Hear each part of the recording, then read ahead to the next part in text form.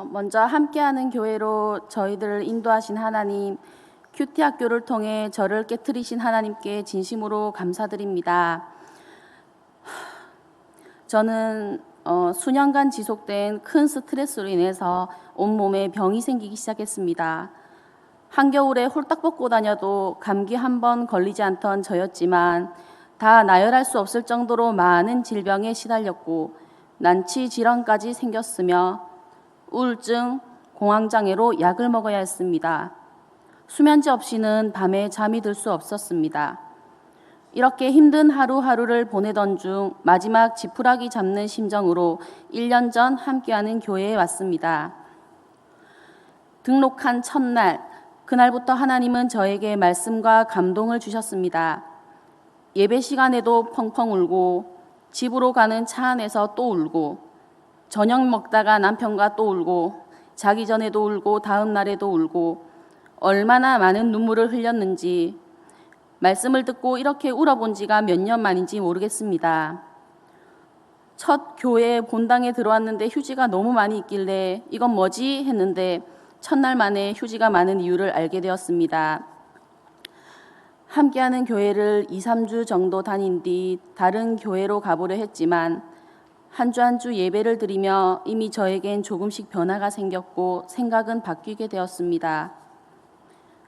올 여름 감사를 주제로 10주간의 말씀을 들으며 정신과 약을 줄이기 시작했고 결국 수면제 없이 잠을 잤으며 우울증과 공황장애 약도 끊게 되었습니다. 아직 증상은 남아있지만 기도로 버티기로 작정했습니다. 내 몸과 마음을 만신창이로 만든 사람을 증오하고 미워하고 내 인생에서 쥐어버리고 싶었지만 그 미움도 조금씩 줄어들기 시작했습니다. 저는 5살 된 아들 셋 쌍둥이를 키우고 있습니다. 너무 예쁘고 사랑스럽지만 그것과는 별개로 하루에도 몇 번씩 제 속에 있는 헐크가 튀어나왔습니다. 나중에 후회할 걸 알면서도 저는 계속 헐크로 변했습니다. 가끔씩은 어벤져스의 헐크보다 더한 놈도 나왔습니다. 하지만 화 충만, 분노 충만하지 말고 제발 성령 충만하라는 말씀을 들은 뒤 화가 날 때마다 눈을 감고 숨을 고르며 한 번 더 생각해 보았습니다. 제가 헐크로 변하는 횟수가 점점 줄어듦을 느꼈습니다. 남편에게 내가 애 셋 키우는 것도 힘들어 죽겠는데 40 먹은 당신까지 내가 키워야겠냐는 잔소리가 목구멍까지 올라오지만 다시 한번 숨을 고르고 여보 당신이 최고야. 저 자식 먹여 살린다고 고생이 많지. 사랑해라고 한마디 했더니 눈치 없이 사랑해라고 보내는 남편을 보며 마음이 조금 평안해지긴 하더라고요. 함께하는 교회에 다닌 지 1년이 되었는데 그동안 1년 동안 저희 부부싸움을 한 번도 안 했습니다. 이렇게 조금씩 내 행동이, 내 생각이 변하는 걸 느낀 저는 큐티 학교가 너무 기대되고 설레었습니다. 큐티 학교 2일 전부터는 심장이 너무 뛰어서 잠을 제대로 못 잤습니다. 큐티 학교를 하는 동안 혼나고 울고 웃고 또 혼나고 울고 웃고 롤러코스터를 몇 번이나 탔는지 모르겠습니다. 행위 종교인이 저였습니다. 관습적인 종교인도 저였습니다. 입술로는 주님이 나의 주인이라 외쳤지만 필요할 때마다 내가 주인이 되었습니다. 죄책감이 들 때, 불안할 때 합리화를 통해 저를 포장했습니다. 신앙생활을 한다고 하면서도 역할과 책임은 몰랐습니다. 묵상도 하지 않았습니다. 이미 하나님은 저에게 많은 복을 주셨는데 복을 계속 달라 외치는 저였고 목사님이 화를 내시며 말씀하시는 묵은디가 저였습니다.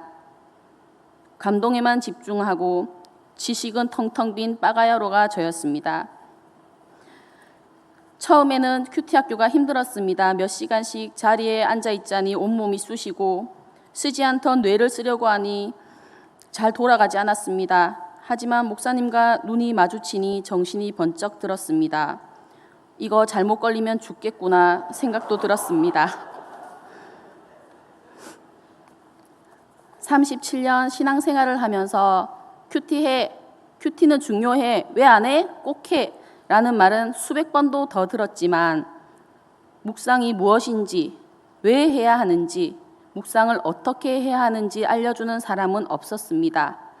큐티 학교를 통해 이것을 알 수 있어서 너무 좋았습니다. 결혼 9년 차이지만 남편과 나눔이라는 것을 한 번도 해본 적이 없습니다. 하지만 매일 큐티 학교를 마치고 집으로 가는 길에 남편과 나눔을 하는 것도 좋았습니다.